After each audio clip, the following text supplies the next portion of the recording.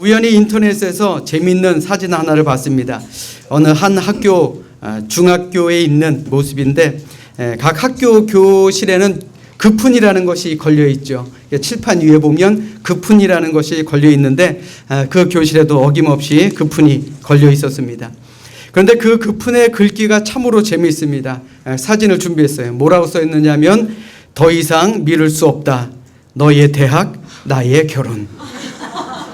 수험생들의 절박함과 미혼 선생님의 다급함이 돋보이는 그런 급훈입니다. 더 이상 미룰 수 없다. 너의 대학, 나의 결혼. 참 마음이 참 짠하네요. 또 이런 급훈도 있습니다. 엄마가 보고 있다. 엄마가 보고 계시니 딴 생각하지 말고 열심히 공부하라라는 의미인 것 같습니다. 엄마가 보고 계시니까 공부 열심히 해서 엄마 실망시켜드리지 말자라는 그러한 의미인 것 같습니다. 이게 참 재미있는 급훈이구나라고 생각을 하면서도 한편으로는 또 이런 생각이 듭니다. 우리 그리스도인들에게도 이러한 급훈 같은 것이 있어야 하지 않을까. 그러니까 엄마가 보고 계신다가 아니라 하나님이 보고 계시다. 하나님이 보고 계신다. 이것을 코람데오라고 합니다. 이 코람데오라는 말은 하나님 앞에서라는 말입니다. 그러니까 쉽게 말하면 하나님이 내 앞에 계시니까 하나님이 나를 보고 계시니까 라는 의미로 사용할 수 있습니다. 하나님이 보고 계심으로 악을 행하지 않는 우리 모두가 되어야 할 것입니다. 주님이 보고 계시니까 서로 사랑하는 우리 모두가 되어야 할 것입니다. 주님이 보고 계심으로 믿음으로 흔들리지 않고 승리하는 우리 모두가 될 수 있기를 주님의 이름으로 간절히 부탁드립니다. 이 시간 우리 좌우에 계신 분들과 이렇게 인사합니다. 주님이 보고 계십니다. 주님이 보고 계시다고 해서 뜨끔하지 말라는 얘기면 뜨끔하지 않아도 됩니다. 자, 우리 다시 한번 인사하겠습니다. 주님이 보고 계십니다. 자, 한 번 더요. 믿음으로 승리합시다. 자, 그래 우리 주님이 보고 계시니까 우리 믿음으로 흔들리지 않고 승리하는 우리 모두가 되시기를 축원합니다. 오늘 예배에도 아름다운 목소리로 하나님을 찬양해 주신 우리 실로암 찬양대 우리 감사하는 박수를 또 하나님께는 영광의 박수를 돌려드리겠습니다. 좋은 찬양 감사합니다. 주님이 듣고 계십니다. 서로 사랑하고 승리하시는 우리 찬양대가 되시기를 주님의 이름으로 부탁드립니다. 자, 이 시간 우리 성경을 높이 들고 우리의 믿음을 고백합시다. 우리 성경을 높이 듭니다. 우리 믿음을 고백합니다. 저는 예수 믿어 구원받았습니다. 저는 예수 믿어 하나님 자녀 되었습니다. 저는 예수 믿어 천국 백성 되었습니다. 하나님께서 선물로 주신 오늘 하나님 말씀으로 가르침을 받습니다. 눈을 열어 주의 법 안에 있는 놀라운 진리를 보고 깨닫게 하소서. 아멘으로 순종하여 하나님께 영광 돌리는 삶 되게 하소서. 아멘. 고백한 대로 되시기를 주님의 이름으로 축원합니다. 오늘은 성령 강림주일입니다. 예수님께서 십자가에 달리셨다가 사흘 만에 부활하시고 또 40일간 이 지상 위에 계셨다가 승천하셨습니다. 그리고는 성령이 임하게 됩니다. 오순절에 120명의 성도가 함께 마가의 다락방에 모여 기도할 때 그들에게 성령이 강력하게 임했다라고 성경은 말씀하고 있습니다. 바로 이 날을 기념하는 절기가 성령 강림주일입니다. 바라기는 우리 모두에게도 그날 그들에게 임하셨던 성령님이 함께할 수 있기를 주님의 이름으로 축원합니다. 아멘. 우리 믿는 성도들의 소망이 뭡니까? 예수 잘 믿고 천국 잘 가는 것입니다. 예수님을 믿는 일에만 성공하면 생각해보면 모든 일에 성공할 수가 있다라는 것이죠. 그러나 예수님 믿는 일에 실족하지 않으면 우리는 이 세상 안에서도 실족하지 않고 주님 안에서 형통함을 이룰 수가 있게 되는 줄로 믿습니다. 아멘. 아멘. 그러면 우리가 어떻게 하면 예수님을 잘 믿을 수 있느냐? 바로 성령의 도우심을 받아야 하는 것입니다. 성령이 누구입니까? 우리를 그리스도에게로 인도하여 주시는 분이에요. 성령님은 진리 되시는 예수님에 대해서 우리에게 깨닫게 만들어주시고 예수님을 사랑하게 만들게 하시며 예수님을 나의 구주로 믿고 영접하게 만드시고 그와 함께 살아가고 우리가 천국의 백성 될 수 있도록 늘 도와주시는 분이 바로 성령님이다라는 것입니다. 그러므로 우리가 성령의 도움을 받지 아니하면 우리는 하나님의 자녀로서 또한 예수 그리스도를 잘 믿는 믿음의 자녀로서 살아갈 수 없다는 것, 우리는 늘 기억하며 살아야 할 줄로 믿습니다. 사람에게는 누구든지 돕는 손길이 있습니다. 에베레스트 산이나 세계 여러 높은 산들을 올라갈 때는 혼자서는 절대 갈 수가 없습니다. 인도해주고 함께 해주고 도와주는 셀파라는 사람의 도움을 받고 올라가게 됩니다. 그들의 역할이 뭡니까? 함께 짐을 져주고 또 그들의 길을 안내해주고 밀어주고 붙잡아주며 마지막 정상까지 가는 데 도움을 주는 사람을 바로 셀파라고 합니다. 그들은 평균 해발 4,000에서 5,000m에서 살기 때문에 신체적으로 튼튼합니다. 일반 사람들은 높은 곳에 가면 산소가 부족하고 또 기압이 낮기 때문에 굉장히 힘들어합니다. 그러나 이들은 그곳에서 살기 때문에 신체가 튼튼합니다. 그리고 모든 추위를 견딜 수 있는 조건들을 잘 갖추고 있습니다. 또한 길을 잘 압니다. 그 산의 기후에 대해서도 잘 알고 있죠. 그러니 셀파가 인도하는 대로 코치를 받고 따라가면 어느새 정상까지 오를 수가 있다라는 것입니다. 이는 세상에 속한 우리도 마찬가지입니다. 우리가 이 세상 속에서 성공하는 길이 어디에 있습니까? 많은 사람들은 이야기합니다. 좋은 사업의 파트너를 만나러 혹은 좋은 세상의 흐름을 잘 판단해서 거기에 휩쓸려가는 것. 좋은 세상의 셀파를 만나 세상의 도움을 받아야 한다라는 그런 분들도 계십니다. 물론 틀린 말 아닙니다. 세상에서 나를 돕는 사람이 있다는 것은 굉장히 든든한 일이죠. 그러나 이 세상의 것에는 반드시 끝이 있다라는 것입니다. 특히 구원의 문제를 앞에 둘 때에는 내가 무엇을 위해서 이렇게 힘들게 이 세상 속에서 살아왔는가 허무하게 느껴질 때도 많다라는 것입니다. 오히려 성령의 도움을 받아야 우리는 그리스도의 완전에 이룰 수가 있다라는 것입니다. 우리가 행복의 정상의 끝까지 올라갈 수 있는 길, 우리가 구원받아 천국에 올라갈 수 있는 길, 낭떠러지에서 떨어지지 않고 사망의 음침한 골짜기에서 건짐을 받을 수 있고 보호하심을 받아서 내가 세상 끝날까지 잘 달려갈 수 있는 길, 이 세상의 마지막에 천국을 바라보며 웃을 수 있는 길, 그 길은 오직 성령님께서 도와주셔야만 가능하다라는 것을 믿으며 살아가시기를 주님의 이름으로 부탁드립니다. 우리 따라서 합니다. 성령이 나와 함께 하십니다. 자, 우리 옆에 있는 분들하고 인사하겠습니다. 성령이 당신과 함께 하십니다. 자, 그래요. 우리 성령님이 우리와 늘 함께 하심을 믿고 힘들고 어려운 세상도 이겨내며 승리하며 살아가시기를 주님의 이름으로 부탁드립니다. 자, 그런데 성령이 누구냐라고 하면 참으로 대답하기가 어렵습니다.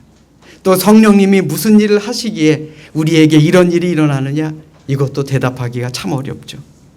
오늘 본문 이전의 말씀인 요한복음 14장 16절로 17절의 말씀에 보시면 성령님이 어떤 분이냐, 우리와 함께 하시는 하나님의 영이다 라고 성경은 말하고 있습니다. 16절의 말씀에 보시면 영원토록 너희와 함께 있게 하리니 그랬어요. 또 17절 말씀 보시면 또 너희 속에 계시겠습니다 라고 말씀하고 있습니다.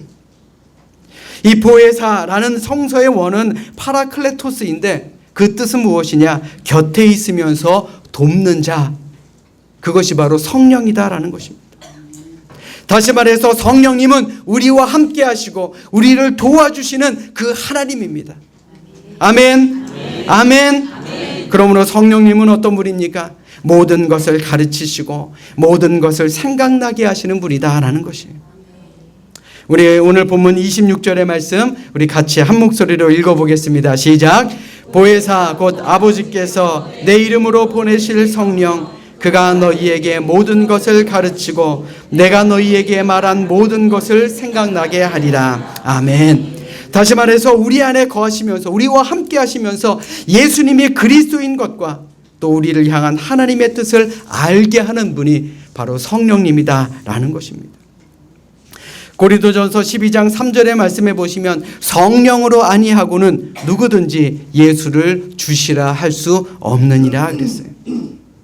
또 여러 상황에 맞는 예수님의 말씀과 지혜가 생각나게 하십니다.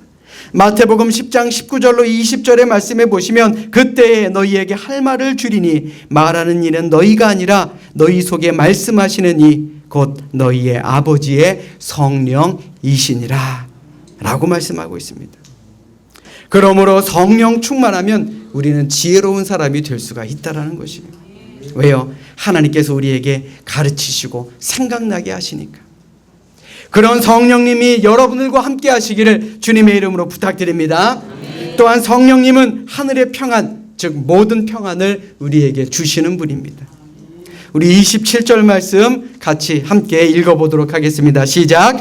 평안을 너희에게 끼치노니 곧 나의 평안을 너희에게 주노라. 내가 너희에게 주는 것은 세상이 주는 것과 같지 아니하니라. 너희는 마음에 근심하지도 말고 두려워하지도 말라. 아멘. 우리가 성령의 지배를 받으면요, 우리는 세상이 줄 수 없는, 또 세상에 알 수도 없는 평안함을 누리며 살아갈 수가 있다는 것이에요. 왜입니까? 필요한 은사를 주시고 또 우리에게 감당할 만한 능력을 주시기 때문입니다. 그렇기 때문에 무서운 것이 없는 담대하게 자신 있는 인생을 살아갈 수가 있게 된다라는 것입니다. 원형 경기장으로 끌려가 순교한 한 초대교인의 시 한 편이 오늘날까지도 전해집니다. 잘 들으십시오. 나를 저주하십시오. 나를 저주하면 할수록 나는 당신들을 사랑할 것입니다. 내게 침을 뱉어보십시오. 그러면 나는 사랑의 숨결을 뿜어낼 것입니다. 나를 때리십시오. 나는 신음소리로 사랑을 고백할 것입니다. 나를 찌르십시오. 나는 당신을 사랑한다고 절규할 것입니다. 나를 짐승의 먹이로 던지십시오. 나는 사랑의 제물이 될 것입니다. 나를 불태우십시오. 나는 사랑의 열기로 당신의 증오를 녹일 것입니다. 죽음의 형장으로 끌려가는 사람이, 이제 조금 있으면 죽을 수밖에 없는 그 사람이 무슨 힘이 있어서 이러한 사랑의 노래를 부를 수가 있었겠느냐라는 것입니다. 사람의 감정으로, 사람의 지식으로, 어떠한 세상의 합리적인 생각이 이토록 강한 사랑의 노래를 부를 수 있다라고 만들었다고 생각하십니까? 아닙니다. 사람으로서는, 이성으로서는, 사람의 마음으로서는 도저히 감당할 수 없는 자리임에도 불구하고 이러한 사랑의 노래를 부르게 한 힘은 바로 성령님이 주시는 힘이다라는 것입니다. 사람의 힘이 아니고요, 성령의 힘이 초대교회 성도들을 붙들고 있었기 때문에 그들은 죽음 앞에서도 담대하고 강할 수가 있었다라는 것입니다. 아멘. 아멘. 사랑 여러분, 우리도 하나님의 성전입니다. 그 옛날 초대교인들만이 하나님의 성전이 아닙니다. 우리도 하나님의 영이 우리 안에 계심을 믿어야 하는 것입니다. 우리 가슴에 손을 올리고 이렇게 따라합니다. 성령님이 나와 함께 하십니다. 성령님이 나와 함께 하십니다. 다시 한번요. 성령님이 나와 함께 하십니다. 성령님이 나와 함께 하십니다. 믿으시면 아멘. 아멘. 그런데 그 당시에 고린도 교회 교인들은 성령이 자신들 안에 계시는데도 그것을 모르는 사람이 있었던 모양입니다. 그래서 사도 바울은 로마서 8장 9절에 만일 너희 속에 하나님의 영이 거하시면 너희가 육신에 있지 아니하고 영에 있나니 누구든지 그리스도의 영이 없으면 그리스도의 사람이 아니라 라고 말씀하고 있습니다. 그리스도의 영, 즉 성령이 있기 때문에 우리가 그리스도인이 될 수 있다는 것입니다. 하나님께서 예수 믿는 자에게 구원의 증표로 주신 것이 무엇입니까? 바로 성령이다라는 것입니다. 우리 따라서 합니다. 내 안에 성령이 있습니다. 다시 한번요. 내 안에 성령이 있습니다. 이 성령이 있다는 것은 하나님의 자녀가 된 증표를 하나님께서 여러분들에게 주신 것입니다. 그런데 문제는 우리 믿는 성도들이 성령을 받기는 받았는데 충만하게 받지를 못한 것이 바로 문제입니다. 그래서 지금도 성령님은 우리 마음속에 계시고 우리의 생활의 모든 부분을 다스리기를 원하신다라는 것입니다. 그런데 왜 우리가 성령 충만하지 못합니까? 아직까지도 내 속에 욕심, 정욕, 고집, 향락 등이 성령님을 거스르기 때문에 성령님께서 우리의 일부분만을 주관하시고 전체를 다스릴 수가 없는 것입니다. 생각해 보십시오. 성령님이 우리 안에 계셔서 우리의 삶의 모든 부분을 다스리시면 하나님의 나라가 내 마음에 임하게 되는 것입니다. 세상 어떤 어려움에도 흔들리지 않는 그런 믿음을 가질 수가 있게 된다는 것입니다. 성령 받은 사람에게는 무엇보다도 인격과 삶의 변화가 일어나게 된다라는 것임을 기억하시는 우리 모두가 되시기를 주님의 이름으로 간절히 부탁드립니다.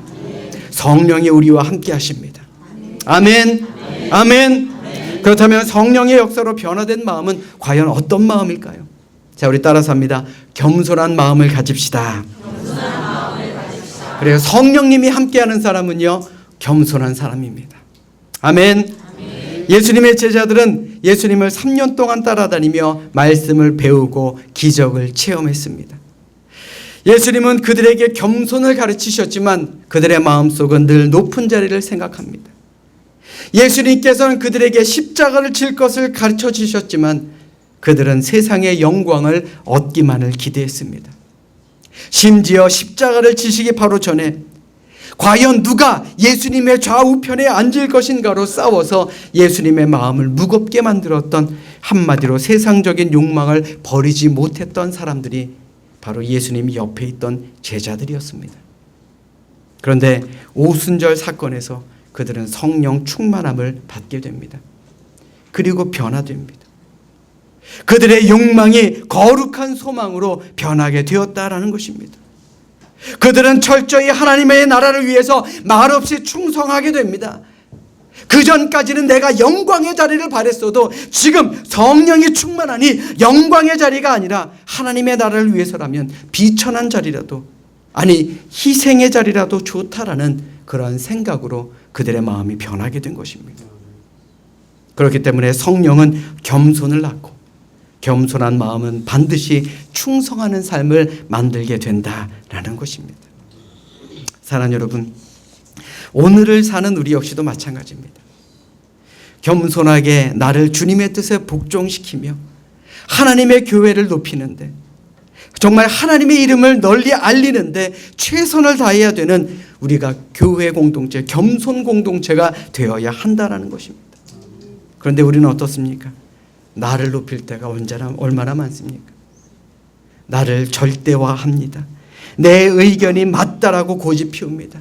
남이 내 의견을 무시할 때에 공동체의 평화가 위협받을 수 있도록 정말 혈기를 부리는 것이 우리 아닙니까?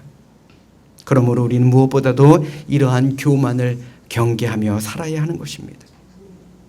우리가 성령 충만하여 겸손할 때에 하나님의 뜻을 반드시 분별하게 됩니다. 교만, 불순한 마음에는 결코 하나님의 뜻이 임하지가 않는다라는 것이죠.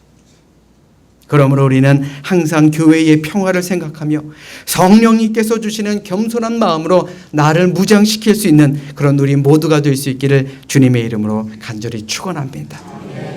우리 따라서 합니다. 온유한 마음을 가집시다. 자, 첫 번째로 겸손한 마음 가지라 그랬어요. 자, 두 번째로 어떤 마음이요? 온유한 마음. 그렇습니다. 성령의 9가지 열매 중에 하나인 이 온유함은 겸손한 마음과 가장 가까운 말입니다. 이 온유한 마음은 약한 마음이 아니라 자기를 잘 통제하는 마음을 말하는 것입니다. 예수님께서는 늘 이렇게 말씀하셨죠. 나는 마음이 온유하고 겸손하니 나의 멍에를 메고 내게 배우라. 그리하면 너희 마음이 쉼을 얻으리라. 예수님이 온유하셨다라는 것은요, 예수님이 결코 약한 분이었다라는 것을 의미하는 것이 아닙니다. 예수님은 강하신 분이었습니다. 어디에 대해서? 죄에 대해서. 죄에 대해서만큼은 강하셨습니다. 죄는 미워하시고 책망하셨지만 그러나 죄인은 불쌍히 여기시고 긍휼히 여기신 분입니다. 한마디로 온유함은 예수님의 성품 중에 하나였다라는 것이죠. 산상보훈 중에서도 주님은 온유한 자가 복이 있나니 저희가 땅을 기업으로 차지할 것이요라고 말씀했습니다. 그러므로 온유한 자가 마지막에 땅을 차지하게 될 것입니다. 천국을 우리의 땅의 기업으로 받게 될 것이다 라는 것입니다. 아멘. 아멘. 여러분들에게 묻겠습니다. 여러분들 땅 얼마나 갖고 계십니까? 사는 집도 제 집이 아닙니다 하는 분들도 있겠죠. 그러나 여러분들 성령이 함께해서 믿음으로 승리하십시오. 천국에 분명 우리의 명의로 되어 있는 땅이 있게 될 줄로 믿습니다. 아멘. 가만히 보면요, 온유한 자는 순종을 잘합니다. 모든 것을 잘 참습니다. 다른 사람의 잘못을 용서하고 악을 선으로 갚기를 힘쓰는 사람입니다. 자기에게 손해 입히는 사람에게도 여전히 웃으며 선을 행하는 사람입니다. 사실 이렇게 사는 것이 쉽습니까? 이렇게 사는 것 참으로 어렵습니다. 그러나 성령님께서는 예수를 닮는 삶을 살아갈 수 있도록 우리에게 능력을 주시는 분입니다. 아멘. 그러므로 이 시간 진정으로 말하기는 성령 충만을 통해서 항상 온유한 마음을 가지는 우리 모두가 될 수 있기를 주님의 이름으로 간절히 축원합니다. 우리 따라서 합니다. 하나 되는 마음을 가집시다. 다시 한번요. 하나 되는 마음을 가집시다. 우리 기독교인들은 화해, 평화, 일치를 위해서 부름받은 사람입니다. 서로 하나 되기 위해서 하나님이 부르셨다라는 것입니다. 성령님께서 내 삶에 오시면 초인적인 힘이 생겨 능력을 행하고 육신이 뜨거워지는 것으로 오해하시면 안 됩니다. 성령이 내게 임하면요, 서로 하나가 되고 서로 용서하고 서로 이해하고 화해하는 마음으로 우리의 속사람이 뜨거워지는 것을 말하는 것입니다. 그래서 성령 받은 사람은 남 탓을 하기보다는 자신을 먼저 돌아볼 줄 아는 사람입니다. 사실 많은 사람들이 남의 작은 잘못은 철저하게 따집니다. 그런데 자기의 큰 허물은 어떻습니까? 쉽게 용서합니다. 여러분들만 그런 거 아니에요. 저도 그렇습니다. 이것은 성령이 지배하는 마음이 아니죠. 생각해 보십시오. 누구에게나 허물이 있습니다. 세상에 완벽한 사람이 어디 있겠습니까? 그렇기 때문에 서로 덮어주려는 마음이 있어야 한다라는 것입니다. 그래, 그럴 수도 있어. 그럴 수도 있어. 남의 입장에서 한 번 더 생각해 볼 수 있는 그런 자세가 필요하다라는 것입니다. 남의 입장에서 보면요, 때로는 충분히 이해가 되기도 한다라는 것이죠. 이해하다라는 말을 영어로 understand라고 합니다. 그러니까 이 말은 under 더하기 stand, 아래에 선다라는 것이죠. 그러니까 낮은 자세에서 겸손한 마음을 가지고 남을 대하면 그 사람을 이해할 수가 있다라는 말입니다. 여러분들은 어떠십니까? 여러분들은 남을 이해하고 사십니까? 여러분들은 남을 바라보며 그들과 하나 되기를 원하고 하나로 화해되기를 힘쓰는 그러한 성령의 모습을 가지고 살아가고 있습니까? 성령 충만을 받으십시오. 성령 충만함을 받으면요, 우리는 일치하는 마음, 용서하는 마음, 화해하는 마음, 하나 되는 마음으로 충만할 수 있게 될 줄로 믿습니다. 말하기는 우리 모두가 성령 충만함을 받으며 살아가시기를 주님의 이름으로 축원합니다. 우리 따라서 합니다. 증거하는 마음을 가집시다. 사도행전 1장 8절의 말씀에 보시면 오직 성령이 너에게 임하시면 너희가 권능을 받고 예루살렘과 온 유대와 사마리아와 땅끝까지 이르러 내 증인이 되리라 하시니라 라고 말씀하고 있습니다. 여기에서 중요한 것은 예수님의 증인이 되리라 라는 것입니다. 예수님의 증인이 되라 라는 것이 아닙니다. 예수님의 증인이 될 것이다. 예수님의 증인이 되리라. 이것은 증인이 되게 해주시겠다라는 주체가 인간이 아니고요, 내가 되겠다라는 것이 아니고요, 누가 주실 때? 하나님께서 성령을 통해 내게 주실 때에 우리는 예수님을 전하며 살아갈 수가 있다라는 것입니다. 예수님의 제자들에게 성령이 임했습니다. 그들이 성령 충만할 때에 그들은 성령의 힘에 이끌려 어려움 속에서도 부활하신 주님을 담대하게 증거할 수가 있었습니다. 심지어 죽음도 두려워하지 않았죠. 예수님을 모른다 이야기했던 비겁한 베드로가 담대하게 일어나서 복음을 전파합니다. 스데반 집사도 죽음을 앞에 놓고 예수님을 전파합니다. 담대히 복음을 전하다 순교합니다. 성령 체험한 한 사람 한 사람이 사방을 다니며 목숨을 앞에 두고 복음을 전파했습니다. 그 결과 안디옥에도 다메섹에도 로마에도 교회가 세워진 것입니다. 복음이 이 세계로, 모든 세계, 전 세계로 퍼져나간 것입니다. 이렇듯 성령이 임하시면 우리 모두가 주님의 증인이 되는 것임을 믿으시기를 주님의 이름으로 부탁드립니다. 자, 우리 따라서 합니다. 성령이 나와 함께 하십니다. 예수 전하며 삽시다. 그래요. 성령이 우리와 함께 하시니 끝까지 예수님 전하며 사시기를 주님의 이름으로 축원합니다. 미국 닉슨 대통령의 특별 법률 고문으로 일하던 찰스 콜슨이라는 사람이 있었습니다. 이분은 1974년 워터게이트 사건에 연루돼서 감옥에 들어가게 됩니다. 정치인으로 큰 야망을 품고 살아왔던 이 콜슨이라는 사람은 감옥에서 수감 생활을 하면서 주님을 만나게 됩니다. 그리고 주님을 믿고 성령 체험을 하고 회심을 하게 됩니다. 그리고 감옥에 갇혀있는 많은 사람들의 방황하는 모습을 보면서 그들을 위한 복음 증거의 사명을 깨닫게 됩니다. 그는 감옥 안에서 성령 충만하여 주님의 증인이 되었고, 또 옥중에서는 거듭남, Born Again 이라는 책을 써서 미국의 지성인들에게 큰 영향을 끼쳤던 그러한 좋은 분이었습니다. 추록한 이후에는 교도소 선교회를 설립해서 2012년 돌아가시기 전까지 복음을 전하는 사역에 정말 힘있게 최선을 다하신 분입니다. 사랑하는 여러분, 하나님께로부터 지음받은 우리 인간이 세상에서 힘있고 능력있게 살아가는 힘은 과연 어디에서 나오겠습니까? 바로 성령의 역사하심, 성령으로부터 온다라는 것 우리는 늘 기억하시길 바랍니다.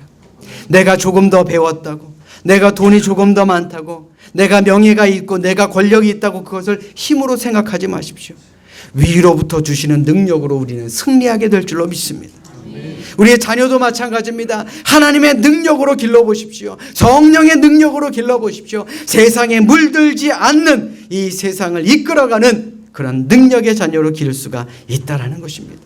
왜요? 성령님께서 능력을 주시기 때문에. 우리 따라서 합니다. 성령님이 능력 주십니다. 성령님이 능력 주십니다. 우리에게 능력을 주시는 성령님이 우리 모두와 함께 하시기를 주님의 이름으로 축원합니다. 구세군의 창시자 윌리엄 부스라는 분이 한 신문 기자로부터 질문을 받았습니다. 이제 다가오는 미래에서 가장 큰 위험이 무엇입니까? 그분이 말하기를 첫 번째로 기독교가 회개를 외치지 않는 기독교가 되는 것이다. 두 번째로 예수님이 없는 기독교를 소개하는 것이다. 세 번째로 지옥이 없는 천국을 소개하는 것이다. 네 번째, 성령님이 없는 교회를 소개하는 것이다 라고 말씀했습니다. 사랑 여러분, 성령 충만한 삶은요, 주님을 모시고 사는 삶입니다. 성령 충만한 삶은 기도와 순종과 섬김을 통해 이루어진다는 것을 늘 기억하시기 바랍니다. 그러므로 우리 성령 충만하여 그리스도를 땅끝까지 전하는 그런 삶을 사시기를 주님의 이름으로 간절히 부탁드립니다. 초대교회의 120명의 성도들이 성령의 말하게 하심을 따라서 예수님의 죽음과 부활을 증거했던 것처럼 우리에게도 성령이 임하셔서 예수 그리스도의 증인이 되어야 할 줄로 믿습니다. 그럴 때에 우리가 예수님을 증거하는 증인으로서 부끄러움이 없는 삶을 살게 될 줄로 믿습니다. 이 시간 진정으로 바라기는 마지막 때에 부어주리라 약속하신 성령 충만함을 받아서 우리의 인격과 우리의 삶이 변화되어서 그리스도의 참된 증인으로 사는 우리 모두가 되시기를 주님의 이름으로 간절히 축원합니다. 축원합니다. 기도하겠습니다.